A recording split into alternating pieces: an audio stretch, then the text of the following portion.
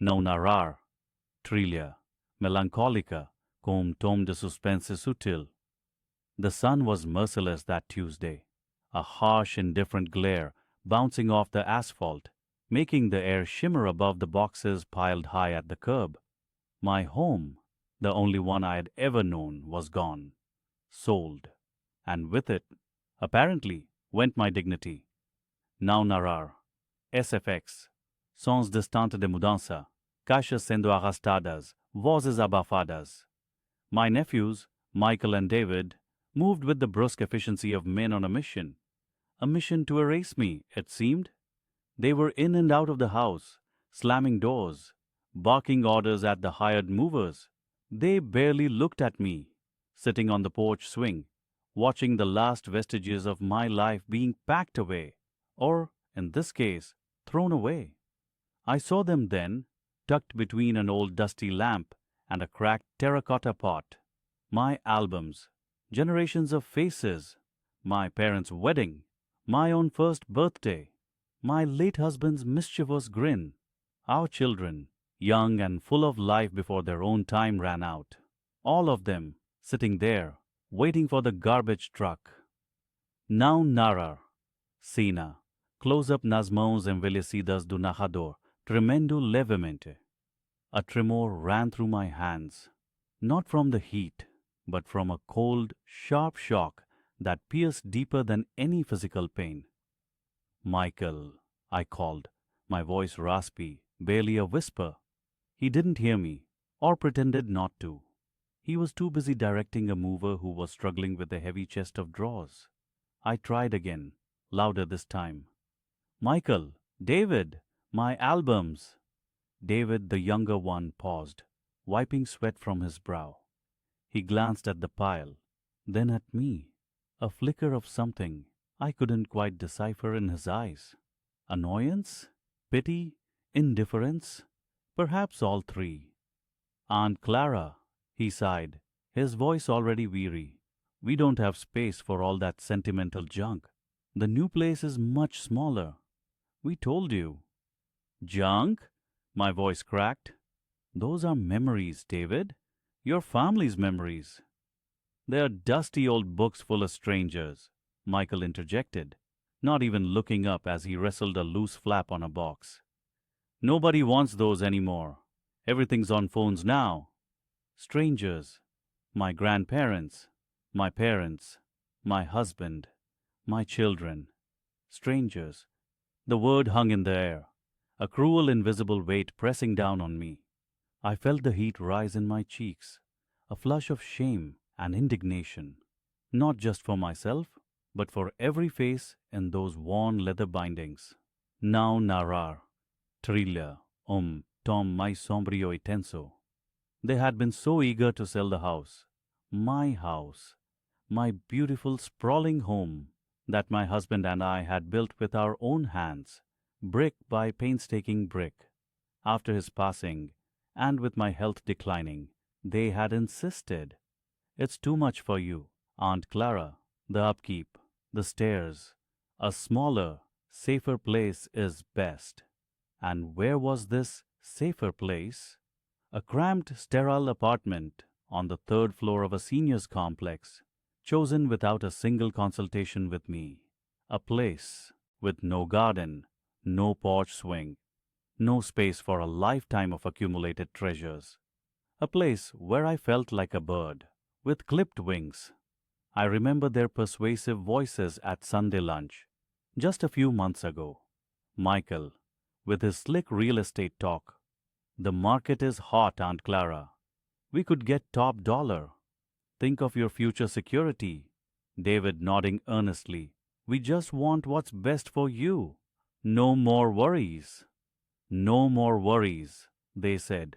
All I had now was worry, and this hollow ache where my heart used to be. Não narrar. Cena. O olhar da narradora, cheio de mágoa e uma decisão silenciosa. I rose from the swing, my knees protesting, but my resolve hardening. My gaze drifted from the discarded albums to the house itself, a grand old dame, with peeling paint and sagging gutters. Yes, but still brimming with echoes of laughter and quiet joys. The for sale sign was gone, replaced by a new sign, sold, and beneath it, in smaller print, the name of the buyer, a large development company. Michael and David had been so proud. "We got an incredible offer, Aunt Clara. A developer bought the entire block. This whole street is going to be torn down for luxury condos." Their voices had practically vibrated with triumph, the sound of easy money. They had brought the papers to my small apartment last week, thick stacks of legalese, demanding my signature. "Just a formality, Aunt Clara. Everything's handled." They hadn't even bothered to explain it properly, just pointed to the signature lines with impatient fingers. I had signed, trusting them, as I always had. My trust, it seemed, was another item they had casually tossed to the curb. Now narrar. SFX.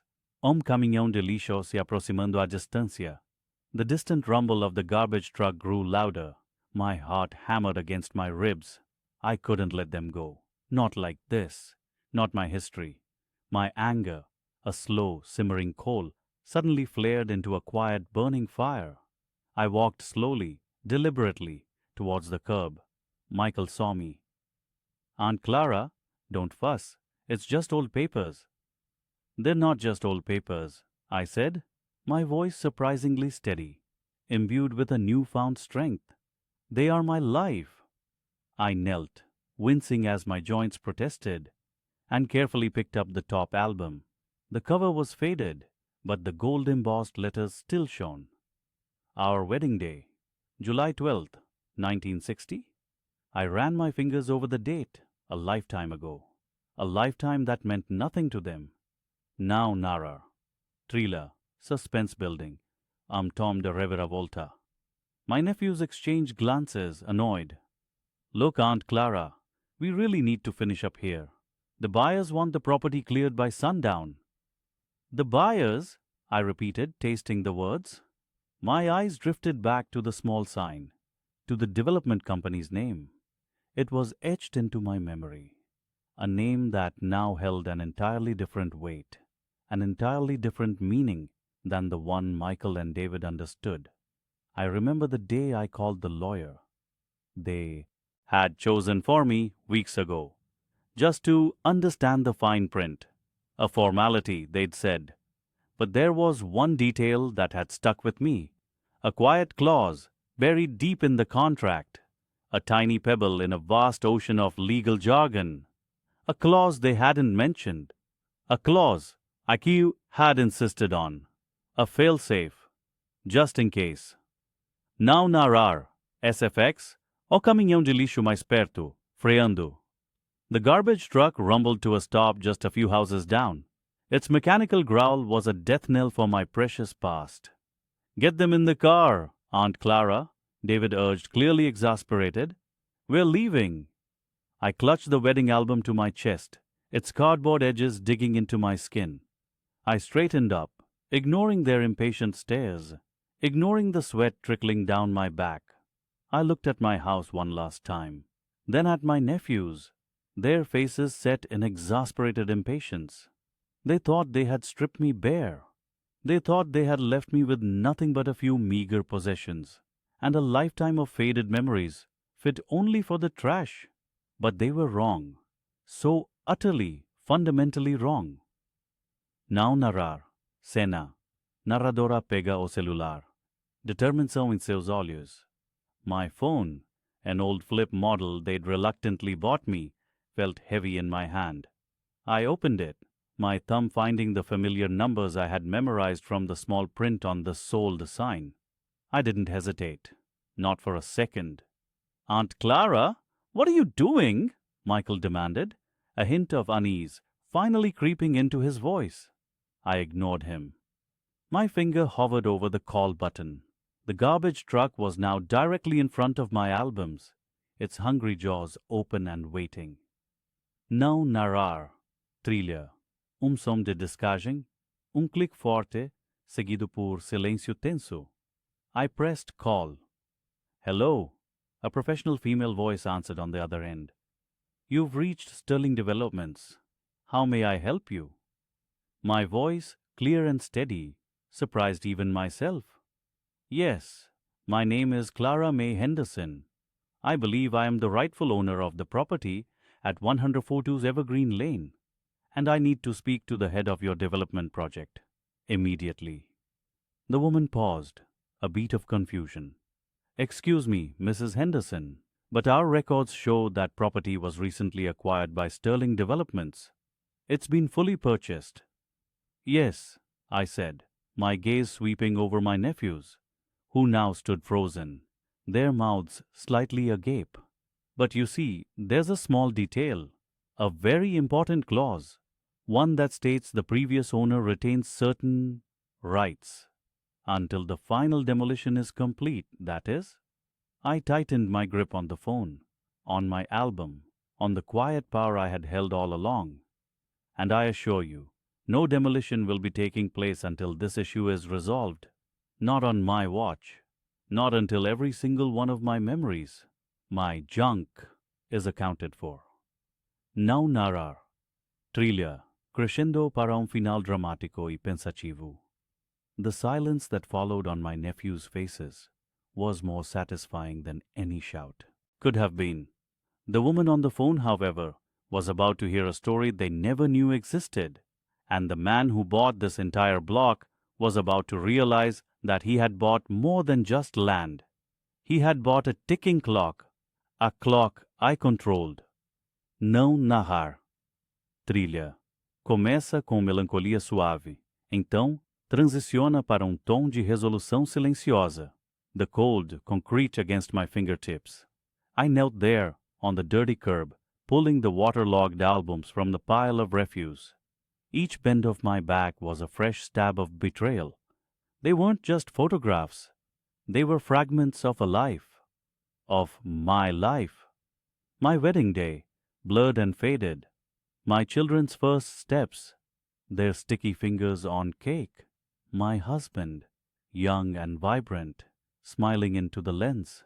Now, soaked and scattered, like the discarded memories of a stranger. A gust of wind whipped a loose page, tearing it. A tiny, insignificant rip, but it felt like my heart had shredded along with it. I gathered them, one by one, cradling them like lost pets.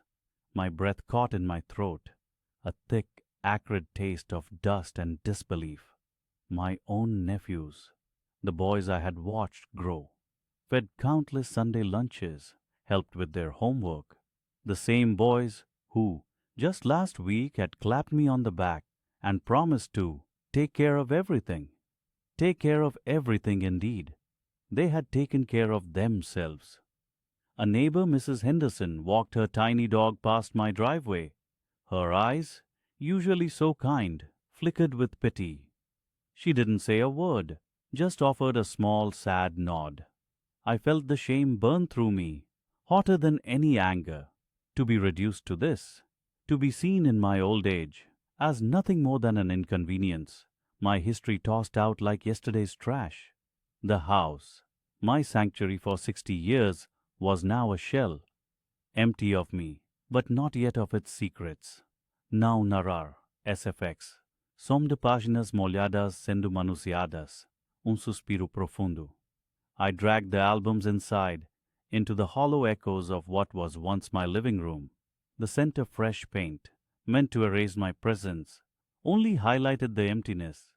I laid the albums on the stripped floorboards, trying to separate the damp pages. It was then, as I stared at the faces of my past, that something inside me clicked. A cold, hard certainty. This wasn't just about disrespect. This was about power. And they had made a grave mistake in thinking they held all of it. My hand trembled, but not from fear. It was the tremor of a long dormant volcano stirring. I remembered the conversation, not with my nephews, not with their slick real estate agent, but with Mr. Harrison years ago. Decades, really, when he first came, a young, ambitious developer with plans for a sprawling new community. This entire neighborhood, now a mosaic of suburban dreams, was once my family's land. Our farm. My father had sold most of it to Harrison's company, but not all of it. Not my home. There had been a clause, a very specific clause, tucked away in the dense legal jargon, a single paragraph that everyone else, including my nephews, seemed to have forgotten or perhaps never even knew existed. A guarantee, a promise from Mr. Harrison that as long as I lived, my home would remain mine, untouchable. And if for any reason I was ever forced out, or if my occupancy was terminated without my express written consent, the entire agreement for the development could be revisited, reopened. A penalty clause, they called it. A safeguard, my father had called it, for his little girl, now Narar. Cena, close up, no telefone fixo antigo, mão enrugada descando. Now Narar. SFX, sons de telefone antigo descando. I found the old rotary phone, still connected in the kitchen, a relic they hadn't bothered to remove. My fingers, stiff with age, fumbled for the number.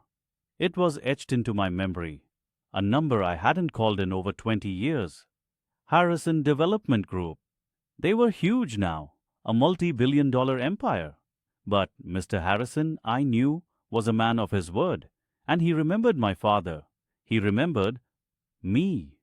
The phone rang. Once, twice. A polite, crisp voice answered, a young woman. Harrison Development. How may I direct your call? Mr. Harrison, please, I said, my voice surprisingly steady. Tell him it's Eleanor Vance, from the old Willow Creek farm. He'll know.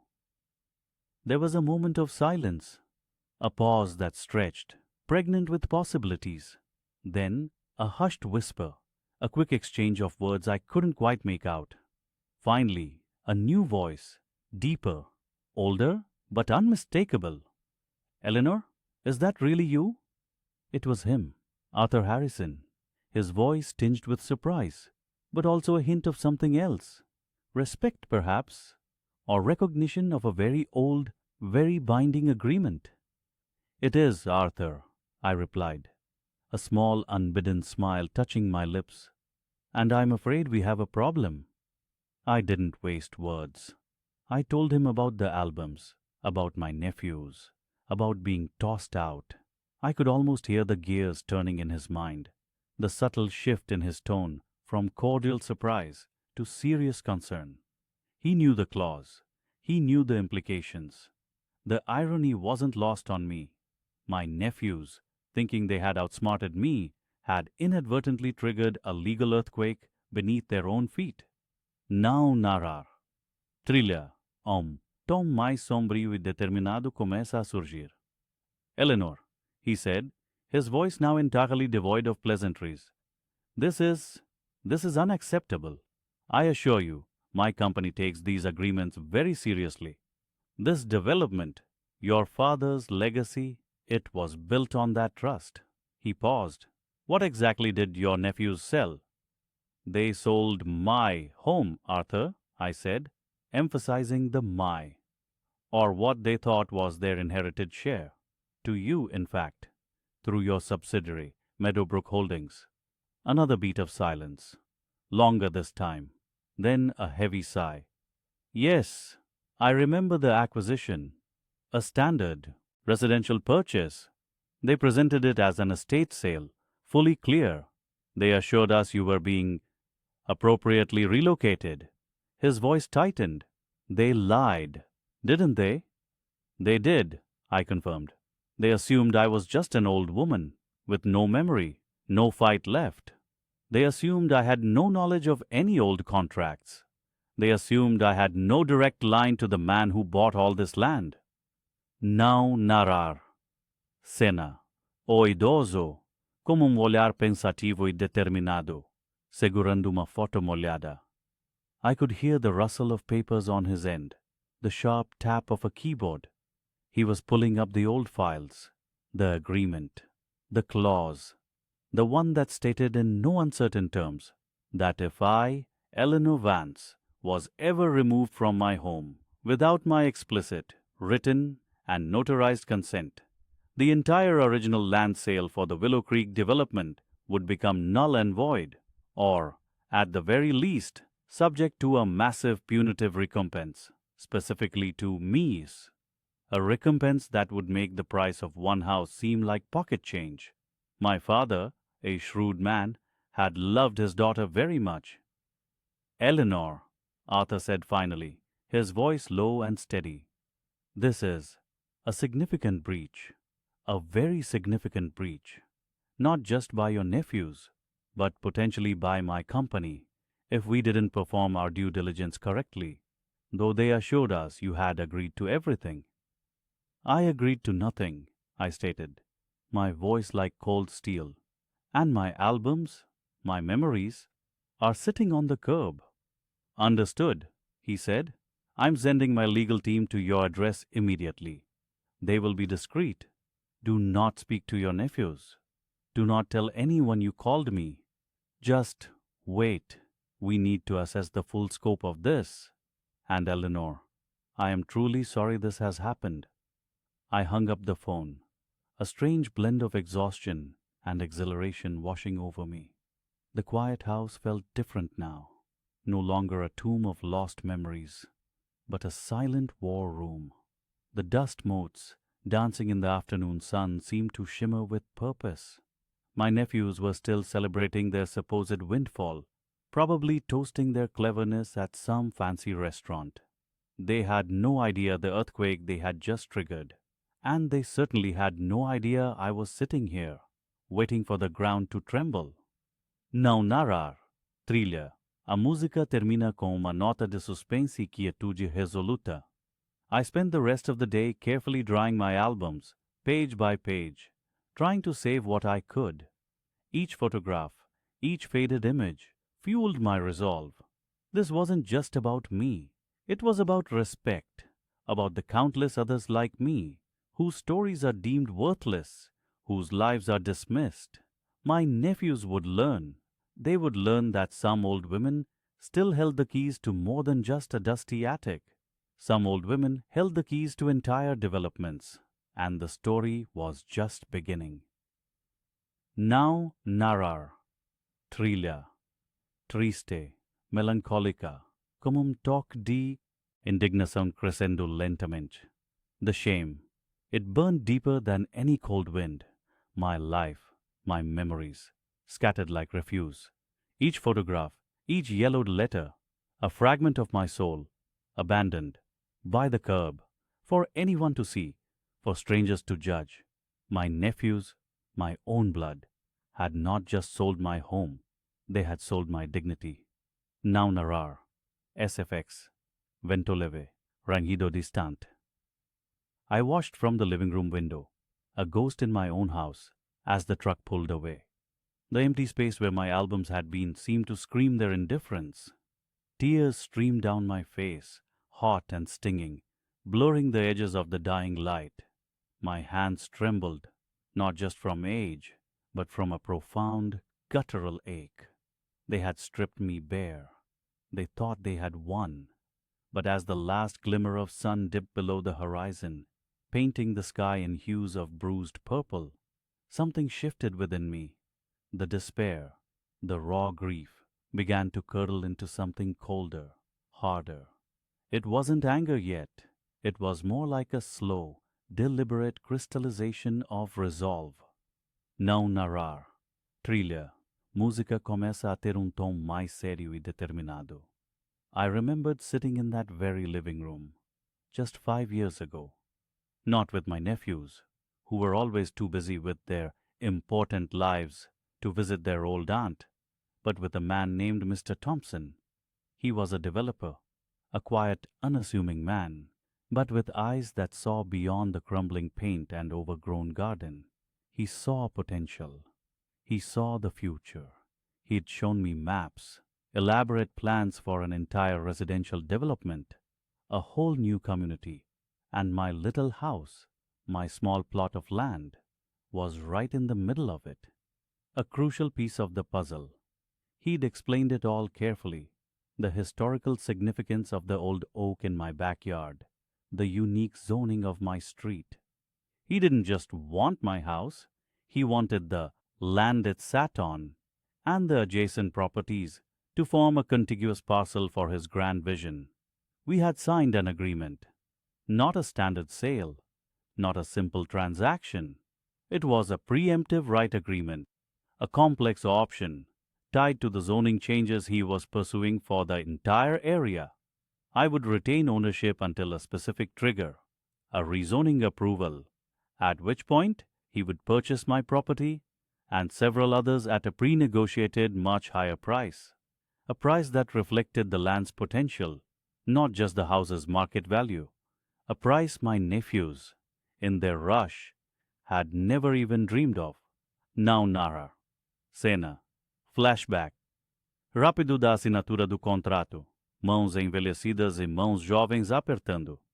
I remembered their casual dismissals when I tried to talk about it years ago. Auntie, please, stop with your crazy developer stories. Mark had scoffed at a Christmas dinner, rolling his eyes. No one's building a city here. Just let us manage things for you. We'll get you a good price, don't you worry. Good price, they said. For them, not for me. They'd convinced me to sign over power of attorney, claiming it would make managing my finances easier. Easier for them to sell my home out from under me, it turned out. They must have found the old deed, the title, and simply pushed it through, ignoring any deeper implications, any lingering agreements. They were blind, blinded by the immediate profit. My fingers, still trembling, reached for the old rotary phone. It was an antique, a relic, but it worked. I'd always kept Mr. Thompson's card tucked inside my Bible, a quiet promise of a future I'd never imagined needing. The card felt smooth and cool beneath my thumb. I traced the embossed letters. Thompson Developments. Mr. Alistair Thompson, CEO. Não narrar. SFX. Sons de descagem antiga. Crepitar da linha. My heart hammered in my chest. This wasn't just about my albums. This was about everything. About their blatant disrespect. Their assumption that I was a senile old woman, easily manipulated, easily forgotten. This was about reclaiming what was rightfully mine. Not just the house, but my agency, my place in the world. The phone rang. Once. Twice. Each ring echoed in the empty house, in the hollow chambers of my indignation. Thompson Developments, a crisp voice answered. May I speak to Mr. Alistair Thompson, please? My voice was surprisingly steady, though a slight tremor still betrayed the fury simmering beneath. May I ask who's calling? Tell him it's Eleanor Vance, from the Old Mill Road property. Não narrar. Trilha. Pequena pausa na música. Depois acorde de antecipação. There was a moment of silence, a beat, pregnant with possibility, then a rustle. Eleanor, is that really you? A familiar voice, deeper now, but unmistakable. Mr. Thompson? Yes, Alistair. It's me. Good heavens, Eleanor. It's been, what, 5 years? I've been trying to reach you. My team just informed me that a property on Old Mill Road, your address, was just sold to us by a pair of young men claiming to be your nephews. They said you had moved to assisted living and wanted to liquidate your assets immediately. Is that true? His voice held a note of genuine concern and a trace of confusion. No narrar. Suffix, bac surdo, talvez suspiro. No, Alistair, that is not true, I said, my voice gaining strength with each word. The lie hung in the air, thick and nauseating. I was never consulted. I never agreed to sell my home. And I certainly haven't moved anywhere. But they had power of attorney. They presented all the necessary documents. We assumed everything was above board, given the long-standing agreement we had for that particular parcel. We were under the impression you wanted the sale to go through quickly, given the terms of our original option agreement. A grim smile touched my lips. The long-standing agreement is precisely what I need to discuss, Alistair.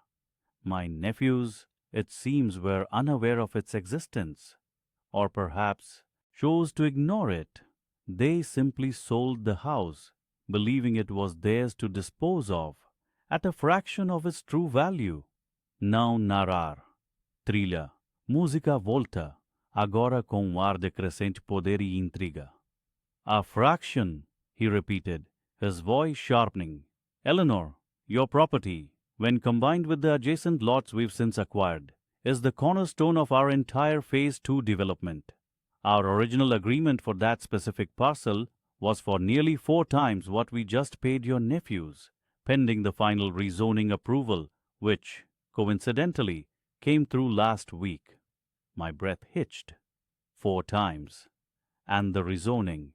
It had finally happened, just as Mr. Thompson had predicted 5 years ago.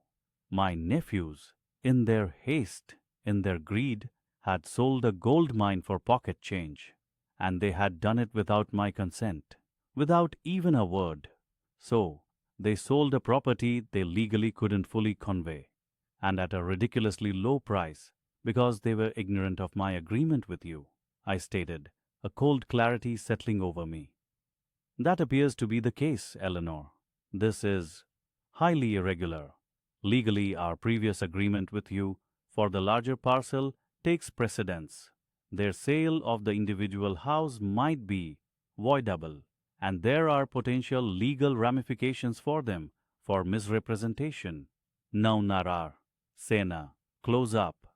No rosto de Eleanor, expressão de choque misturada com satisfação sombria. Voidable. The word vibrated in my ears. It echoed the injustice and offered a path to rectification. It confirmed that their quick cash grab was built on sand. Alistair, I said, my voice now firm, resolute. I need you to tell me everything about that original agreement, every clause, every condition. And I need to understand what this means for the sale they just pushed through, because it seems my nephews have made a very, very grave mistake. We talked for what felt like hours. He patiently explained the nuances of property law, the specific clauses of our option agreement, and how it intertwined with the new zoning laws. He spoke of the developer's plans, the future, the sheer scale of what my small home represented in their master blueprint. The small house, the small lot, was the linchpin.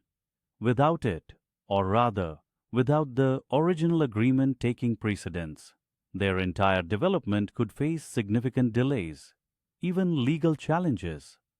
Não narrar. Trilha. Música mantém o tom de intriga e suspense, pouco sombrio. By the time I hung up the phone, the house was plunged into darkness. The only light was the faint glow from the streetlights outside, casting long, dancing shadows. I sat there, the weight of the receiver still heavy in my hand, a different kind of tremor now running through me. Not fear, not sorrow, but a quiet, simmering power. They thought I was just an old woman whose house they could sell for a quick buck, then discard her memories by the curb. They thought they had seen the last of me, but they had miscalculated massively. Alistair had promised to send over all the documentation from our original agreement, along with an urgent legal review of the recent transaction. He would be in touch within 24 hours. The ball was now rolling, not in their favor, but in mine. I walked to the window again. The curb was empty now. Someone must have collected my albums, or perhaps the sanitation truck had taken them. A fresh wave of pain, but quickly overridden by a cold, sharp resolve. They had wanted to erase my past, but in doing so, they had unleashed my future, and it was going to be a future they would regret. My mind, once clouded with grief, was now sharp, clear. There was an email from Mark, pinging on my old tablet. A quick update on their management of my affairs. A smug little note about how smoothly everything was proceeding. He mentioned a lavish trip he was planning for himself and his wife, a celebration of their new financial freedom. Não narrar. Trilha. Música fica mais pesada, com tom de ameaça silenciosa. I closed my eyes. The battle wasn't won yet, not by a long shot, but I had the ammunition now, and they had no idea what was coming.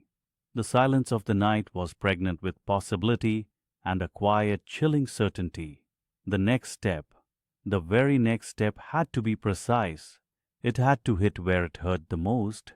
But how? What would be the ultimate act of poetic justice? The phone call to Alistair Thompson had opened a door. Now, I just needed to decide which room I would enter first. Não narrar. Trilha. Tensão silenciosa, subindo lentamente. That phone call, the one I made from the library, it changed everything. Not just for me, but for my nephews. They thought they had sold a house, a single property, a transaction neatly packaged and done. They were so very wrong. The man on the other end, Mr. Henderson, was initially confused. He had indeed purchased the property from my nephews through a series of legal representatives, but he didn't know about the other properties. Not yet. He just thought he was buying a standalone plot, a small piece of the puzzle he was assembling for his grand vision. He paused when I introduced myself. Martha Hayes, I said, the rightful owner of the entire tract your company intends to develop. The silence that followed was heavy, a silence filled with the weight of documents, of deeds, of decades of careful, quiet planning. Não narrar. SFX. Telephone clicando levemente.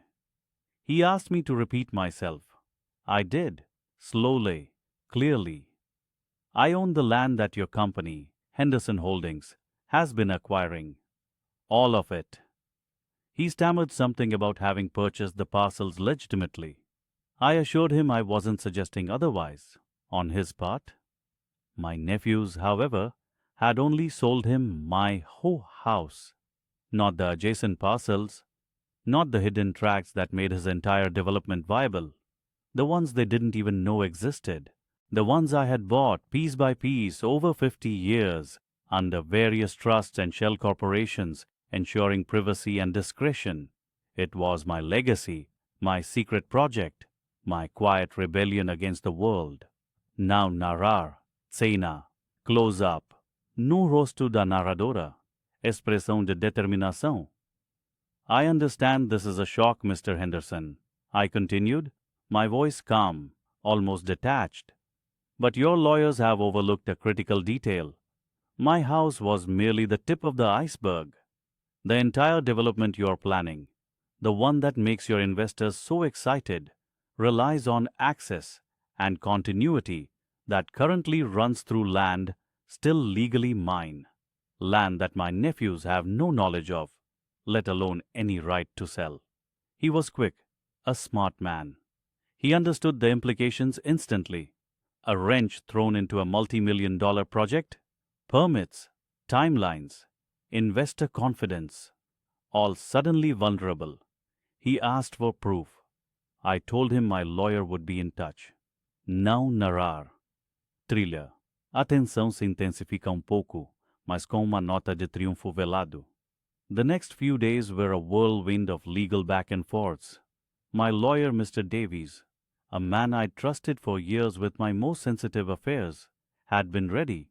He had all the documentation, meticulously organized. Deeds, historical purchase agreements, trust documents, tax records. Every single piece of paper proved my ownership of the vast majority of the land Henderson Holdings was buying, piece by piece, from various unsuspecting neighbors. Neighbors who thought they were simply selling their homes, not realizing they were part of a much larger, cohesive parcel that I had quietly assembled. Não narrar. Cena. Imagens de documentos sendo folheados, com mãos envelhecidas. My nephews, meanwhile, were oblivious.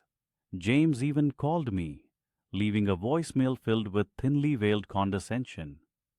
Aunt Martha, Hope you're settling in at Mrs. Peterson's.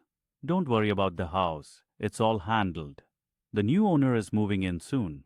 We'll send you a little something once everything clears. Just enjoy your golden years. Golden years. He had no idea the gold mine he had just stumbled out of. The arrogance in his voice made my stomach churn, but also fueled a quiet, fierce satisfaction. They thought they had cleaned up my mess. They thought they had saved me from myself. Now narrar. SFX. Vibração de telefone, seguido de voz masculina gravada. Mr. Henderson, to his credit, was pragmatic. He didn't waste time on blame. He immediately saw the problem and, more importantly, the solution. Me. He needed me. Without my land, his development was crippled. He couldn't build roads. He couldn't connect utilities. He couldn't even access significant portions of the land he thought he owned. He was trapped, and I held the key. The first offer came quickly. A generous sum, far more than my house alone was worth. But it wasn't about money anymore. Not for me. It was about principle. It was about respect. Now narrar. Trilha. Música torna-se mais pensativa, estratégica. I had Mr. Davies relay my terms. Not just the price, which was significant, but also a caveat, a specific clause that would utterly unnerve my nephews, a condition that would expose their greed and incompetence to everyone who mattered, a detail that would make their easy sale a nightmare. I wanted a public acknowledgement, a press release, a detailed statement of ownership that would leave no room for doubt about who truly controlled the land. And I wanted my albums back, every single one, hand-delivered to me, personally, by my nephews. Não narrar. Cena. Martha olhando para fora de uma janela, pensativa, com leve sorriso. Mr. Henderson balked at the public acknowledgement. He preferred discretion. But I was firm. Mr. Henderson, I told him, discretion got me my life's memories by the curb. It's time for some transparency. He understood. He saw the fire in my eyes, the steel in my voice. He knew he was dealing with someone who wasn't just looking for a payout, but a reckoning. We negotiated for days. My nephews were still blissfully unaware, probably spending the initial deposit from the house sale.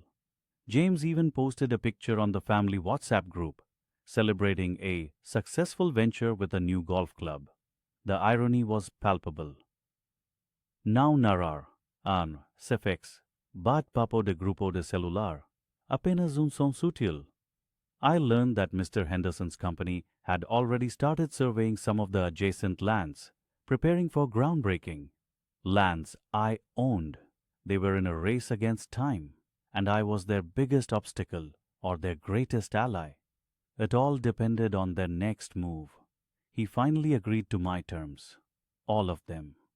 The price, which included a premium for the strategic value of my parcels, the public acknowledgement, and yes, even the album delivery. He understood that my terms, while unusual, were non-negotiable.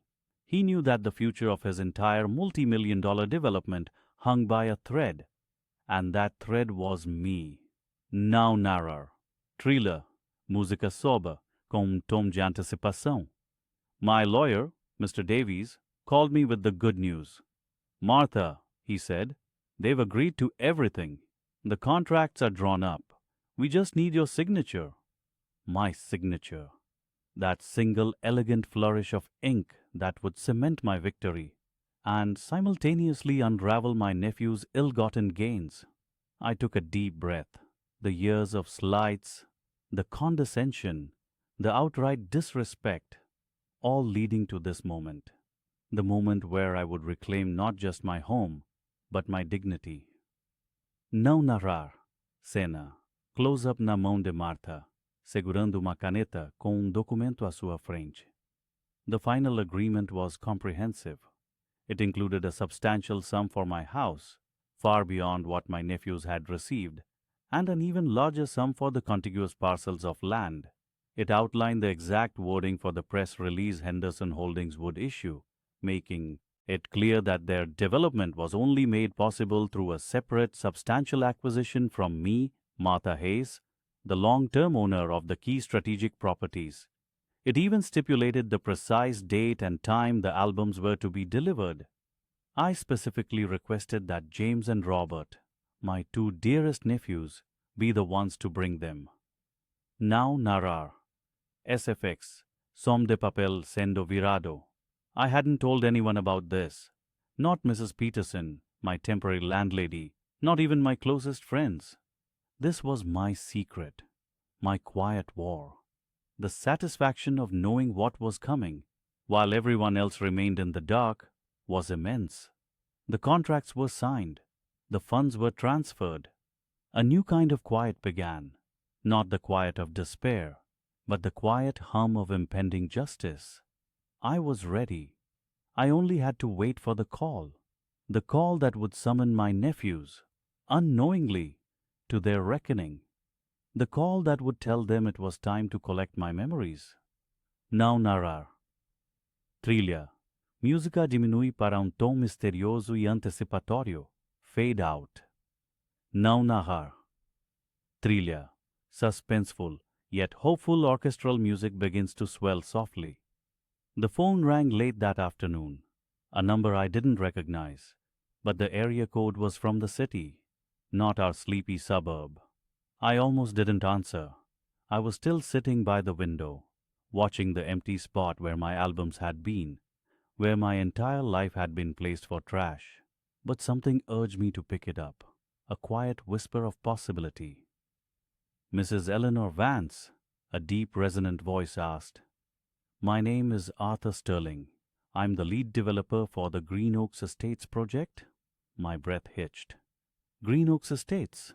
That was the grand name. The newspaper had given the massive housing development slated for our entire neighborhood. The one my nephews had so eagerly, so gleefully, sold my house into. Now narrar. SFX. Gentle rustling of leaves outside a window. Yes, I managed, my voice thin. This is Eleanor. Mrs. Vance, I understand your nephews handled the sale of your property on Elm Street, Mr. Sterling continued, his tone professional, yet with an undercurrent of something I couldn't quite place. Concern? Urgency? We appreciate the swiftness of the transaction. A bitter laugh almost escaped me. Swiftness indeed, like thieves in the night. However, he went on, we've encountered a complication. A rather significant one, I'm afraid. Our legal team has reviewed the original land deeds for the entire parcel, and it seems there's a rather crucial clause, a right of first refusal, tied directly to the Vance family estate's original holding. Your specific plot, Mrs. Vance, is the key. Now narrar. Thriller. Music becomes more focused, a hint of revelation. I felt a shiver run down my spine. The Vance family estate. My father's grandfather had owned most of this land generations ago, selling off parcels, but always keeping a specific unwritten understanding. A legal, unwritten understanding, now, it seemed. The complication, Mr. Sterling, I prompted, trying to keep my voice steady. My heart was pounding a frantic rhythm. The entire deal for the Green Oaks Estates, Mrs. Vance, worth nearly $60 million, is contingent upon a clear title for every single plot within the development's boundary, he explained. Your property, your childhood home, stands at the very heart of it. Without your specific consent, or rather, the relinquishment of this ancient, perfectly legal right of first refusal on the wider original estate, our purchase from your nephews is invalid, null and void, in fact. The words hung in the air, heavy and full of a power I hadn't realized I possessed. Invalid, null and void. $60 million. My nephews, with all their talk of fast money, had sold a house, but they hadn't sold my right. They hadn't sold the legacy. My nephews didn't mention this? I asked. a quiet, dangerous calm settling over me. Now, narrower. Triller. Music grows more intense but still controlled. Mr. Sterling sighed, a sound of professional exasperation. No, Mrs. Vance, they did not. They presented a clean deed for your individual house, implying full and unencumbered sale. But the larger historical context, which involves the original Vance estate and the interlocking parcels, was, shall we say, conveniently overlooked. Without your explicit and personal waiver, the entire development cannot proceed. We cannot obtain full financing. The deal as it stands is dead. He paused, letting that sink in. I could almost hear the frantic lawyers and the stressed executives in his office. My house, my little home, was a $60 million stumbling block, a very old, very stubborn one. We have been trying to reach your nephews, Mrs. Vance, Mr. Sterling continued, but they seem to be unavailable. This is why I'm calling you directly. We need to resolve this. Urgently. Urgently, I echoed, tasting the word. It had been years since anyone had spoken to me with such urgency, such respect. What do you propose, Mr. Sterling? I asked, my voice now firm, clear. The old Eleanor, the one who managed a household and raised a family, was slowly, steadily returning. Now narrower. Sina, close up on Eleanor's hand, subtly clinching. We are prepared to make you a separate, direct offer, Mrs. Vance, to secure your waiver, he said. A very substantial offer, one that acknowledges the unique value of your legal position and the unfortunate oversight on your nephew's part. Substantial, unique value, unfortunate oversight, words that tasted like sweet revenge, yet I felt no real joy, only a profound sense of weary vindication, the kind that comes when you're finally seen, finally heard. Before we discuss any numbers, Mr. Sterling, I said, my gaze still fixed on the empty spot on the curb. There's something else we need to address. Anything, Mrs. Vance. We are eager to cooperate. My albums, I said, the word catching in my throat. My photo albums. My life's memories. They were left on the curb when my nephews sold my home, discarded like so much trash. Now narrower. Triller. Music softened slightly, more reflective. A silence stretched on the line. Mr. Sterling seemed momentarily taken aback. This wasn't a legal dispute. This was a deeper wound. Mrs. Vance, I assure you we had no knowledge of that, he finally said, his voice tinged with genuine regret. This is simply unacceptable. Our team will mobilize immediately. We will find your albums. We will personally oversee their retrieval and ensure they are returned to you safely and respectfully. And if they are gone? I asked, testing the waters. Then we will spare no expense to recreate what can be recreated. But first, we will search every single dumpster, every waste facility, every inch of that street, Mrs. Vance. Your memories are priceless, and we will ensure you are made whole. He wasn't just talking about money anymore. He was talking about dignity, about respect. Now narrower. Sina. Eleanor closes her eyes, a single tear escaping. There is also the matter of a new home, I continued, my voice gaining strength. A place where I can live out my days in peace, without the fear of being tossed aside again. A small, modest dwelling within this new Green Oaks estates, perhaps, overlooking a quiet garden. Consider it done, Mrs. Vance, Mr. Sterling said without hesitation. A custom-built home, exactly to your specifications, within the finest part of the development. And as for the substantial offer for your waiver, well, let's just say it will ensure you never have to worry about anything ever again. That night my phone rang again. This time it was Robert. His voice was frantic, hoarse. "Aunt Eleanor, what have you done?" he shrieked, barely coherent. "The developer's lawyers are calling. They say the deal's off. That you own some ancient right. They're threatening us with breach of contract. Our commission is frozen. They might sue us. Now Nara, thriller. Music shifts to a more triumphant yet calm tone. What have I done, Robert? I asked, my voice steady, cool. I merely picked up the phone. The phone you should have picked up before you tried to discard your own aunt, along with her memories, like so much refuse. But you can't. We sold your house fair and square. You sold a house, Robert. You didn't sell my legacy. You didn't sell the history. And you certainly didn't sell my right to be treated with respect. Aunt Eleanor, please, we can fix this. We'll give you a share of the commission. Anything you want. Just sign the waiver. His voice was desperate, pleading.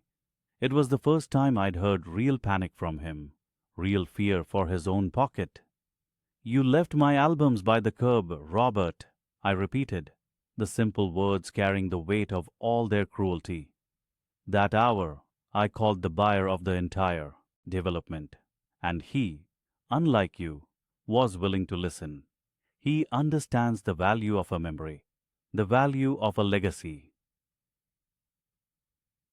Now Nara, Sina. Eleanor holds an old frame photo of her parents, a soft smile on her face. I didn't argue further.